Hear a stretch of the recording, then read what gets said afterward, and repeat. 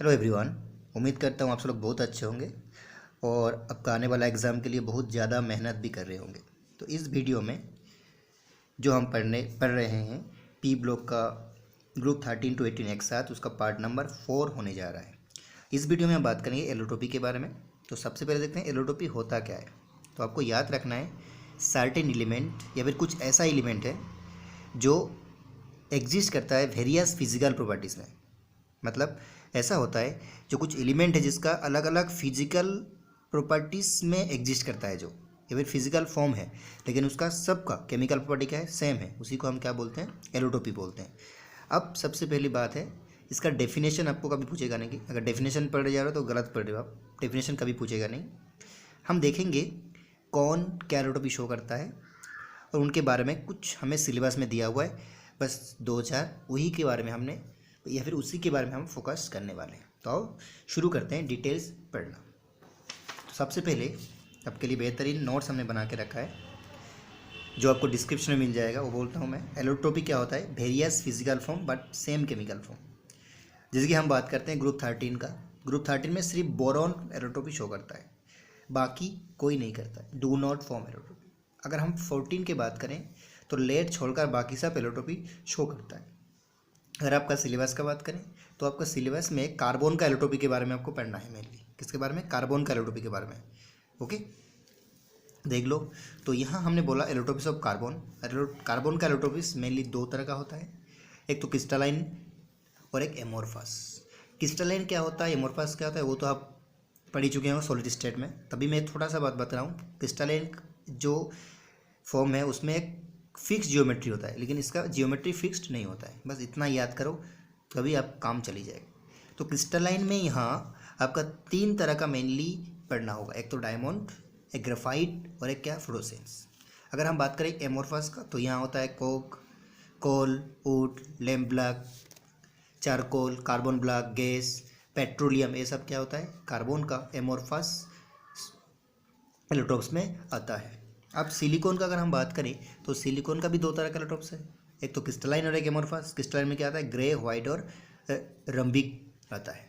तो बाकी का आपको पढ़ना नहीं है। अब हम बात करेंगे आपका सिलेबस के अकॉर्डिंग जो कार्बन का जो crystalline amorphous, sorry crystalline carbon है, ये क्रिस्टलाइन एलोट्रोप्स है, डायमंड, ग्रेफाइट और फ्लोरोसेंस के बारे में, क्योंकि यही आपका सिलेबस में इसके बारे में पढ़ना होगा।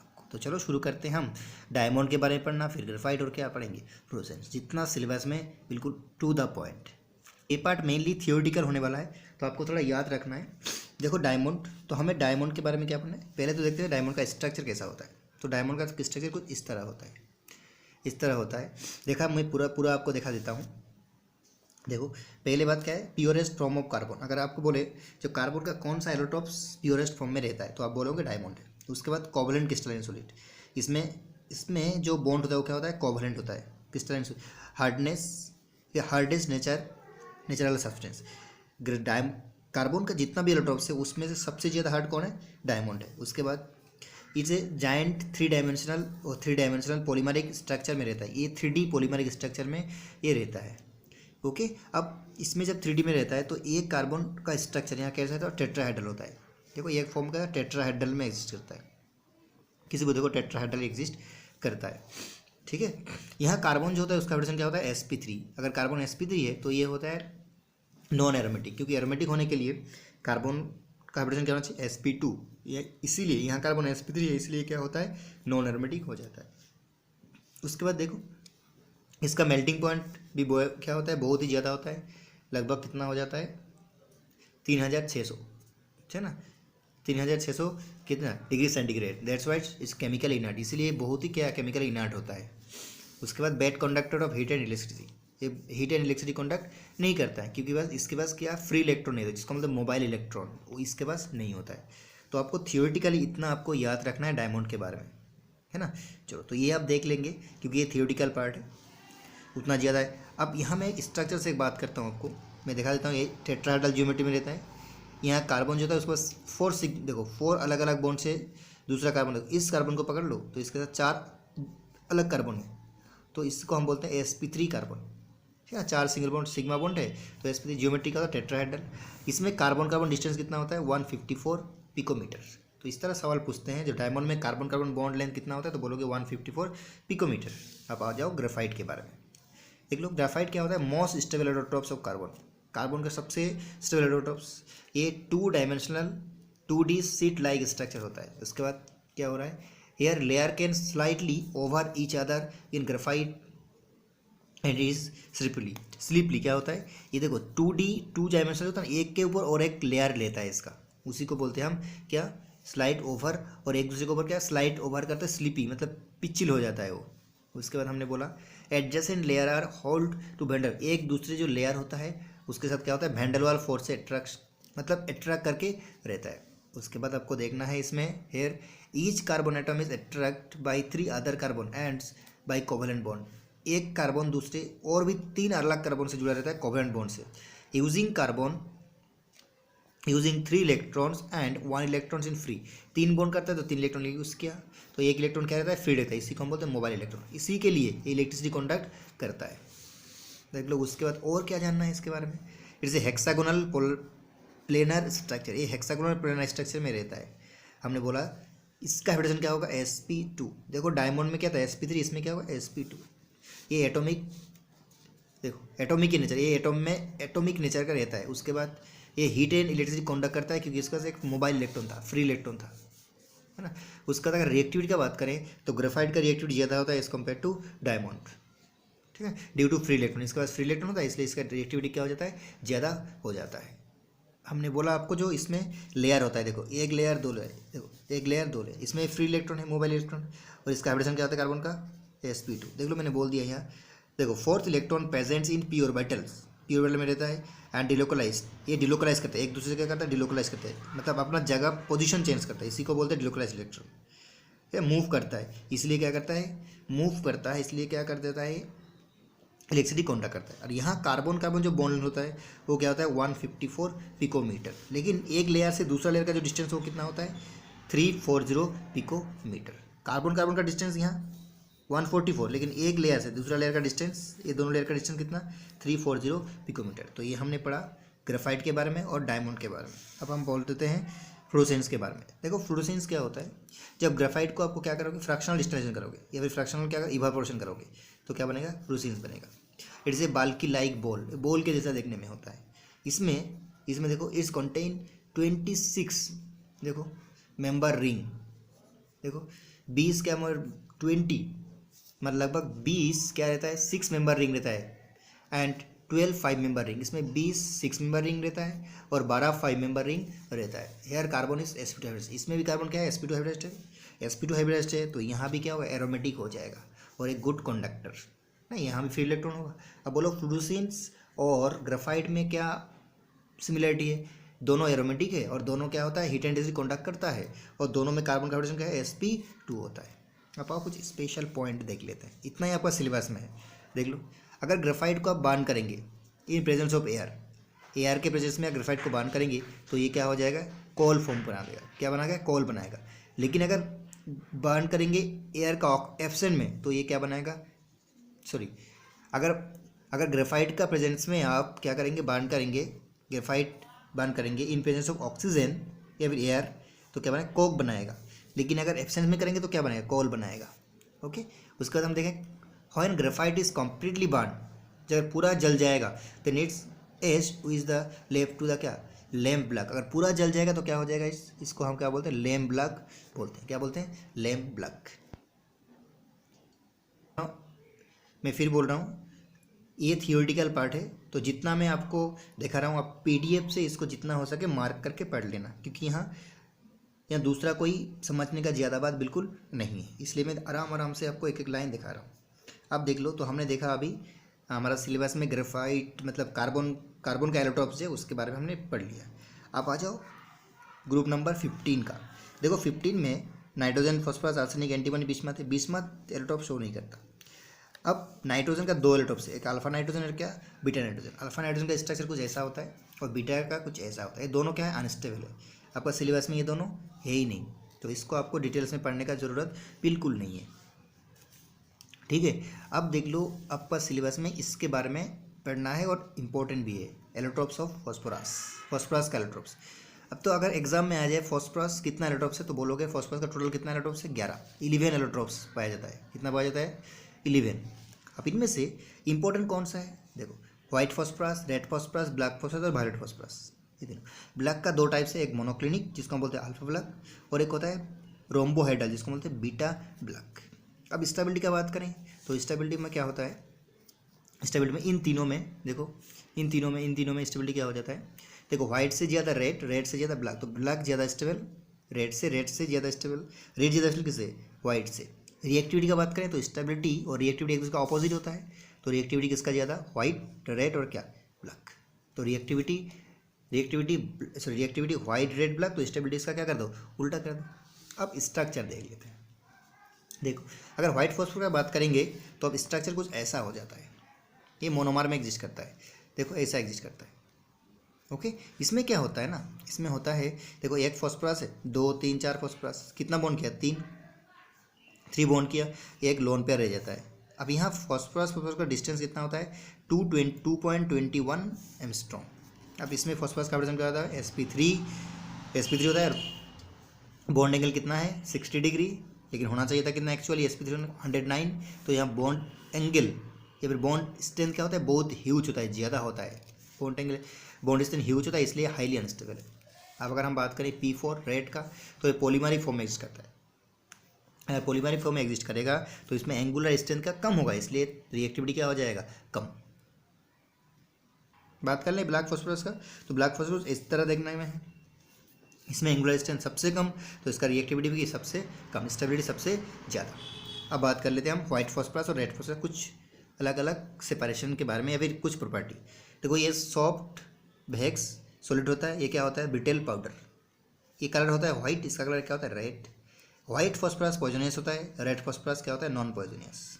देखो व्हाइट फॉस्फोरस वाटर में इनसोल्यूबल, कार्बन डाइसल्फाइड में सोल्यूबल, फिर से व्हाइट फॉस्फोरस वाटर में इनसोल्यूबल, कार्बन डाइसल्फाइड में क्या है सोल्यूबल होता है। लेकिन अगर बात करें रेड फॉस्फोरस का दोनों में सोल्यूबल हो जाता है। अब बताओ वाटर जो व्हाइट फॉस्फोरस है वो कैसे एग्जिस्ट करता है P4 मॉलिक्यूल में, लेकिन ये पॉलीमरिक फॉर्म में, रेड फॉस्फोरस पॉलीमरिक फॉर्म में एग्जिस्ट करता है। ये हाईली अनस्टेबल होता है ड्यू टू एंगुलर स्ट्रेंथ, ये स्टेबल होता है, ये हाईली अनस्टेबल, ये स्टेबल होता है due to less angular strength. बताओ ये less highly reactive, less reactive, angular strength ज़्यादा तो क्या हाईली अनस्टेबल, तो हाईली रिएक्टिव, जो ज़्यादा जितना ज़्यादा अनस्टेबल उतना ज़्यादा रिएक्टिव, स्टेबल तो कम रिएक्टिव। अब सबसे इंपॉर्टेंट बात है जो 2012 जेई में भी आया था, it's react to with dilute NaOH, NaOH का रिएक्शन करता है लेकिन रेड फॉस्फोरस नहीं करता है। क्या बनाता है यहाँ देख लो, ये इंपॉर्टेंट है। On white phosphorus react to with dilute NaOH, it means NaOH है और क्या है H2 है। तो सबसे पहले आप क्या करो, यहाँ से फॉस्फीन और क्या बना दो NaH2PO2 बना दो।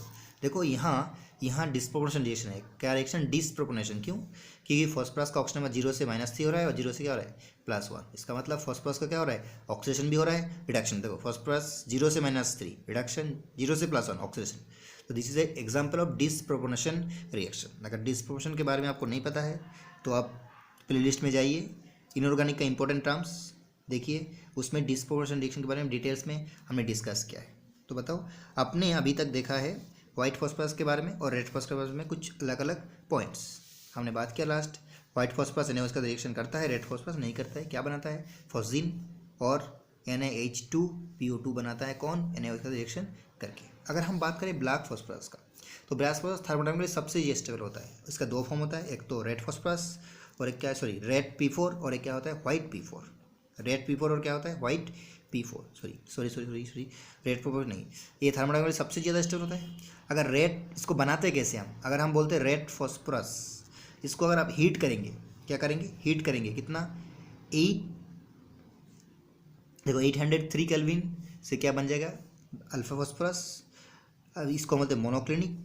अगर आप बात करें व्हाइट फॉस्फोरस, इसको अगर हम हीट करें कितने से, देखो 473। अब बताओ रेड फॉस्फोरस क्या है ज़्यादा स्टेबल है तो ज़्यादा हीट, तभी वो अल्फा में जाएगा।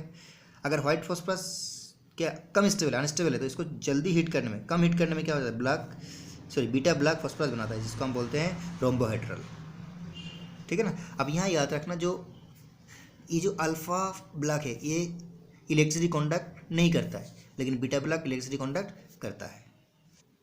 अब आ जाओ फॉस्फोरस ऑफ आर्सेनिक। देखो आर्सेनिक, एंटीमोनी, इनका क्रिस्टलाइन में कितना 3 करके एलोट्रॉप्स पॉसिबल होता है। ये जो आपको सिलेबस में उतना इंपॉर्टेंस नहीं है इसका, इसलिए हम इसको नहीं बोलते हैं। देखो ये क्रिस्टलाइन येलो ब्लैक ग्रे, इसका भी क्या है येलो ब्लैक और एक्सप्लोसिव, ये कभी एग्जाम में अभी तक हिस्ट्री में नहीं आया, इसलिए हम छोड़ रहे हैं इसको, आपको पढ़ने का ये ज़रूरत नहीं है। अब बताओ ये पढ़ना है आपको ग्रुप 16 के एलोट्रॉप्स। देखो all the elements of group 16 exist allotropes. Group 16 का जितना भी ऑक्सीजन से लेकर बाकी लास्ट तक जितना भी एटम्स है सबका एलोट्रॉप्स है। जिसकी मान लो एलोट्रॉप्स ऑफ ऑक्सीजन, ऑक्सीजन का 2 एलोट्रॉप्स है, एक तो O2 और एक क्या O3, ओजोन ऑक्सीजन और एक क्या ओजोन।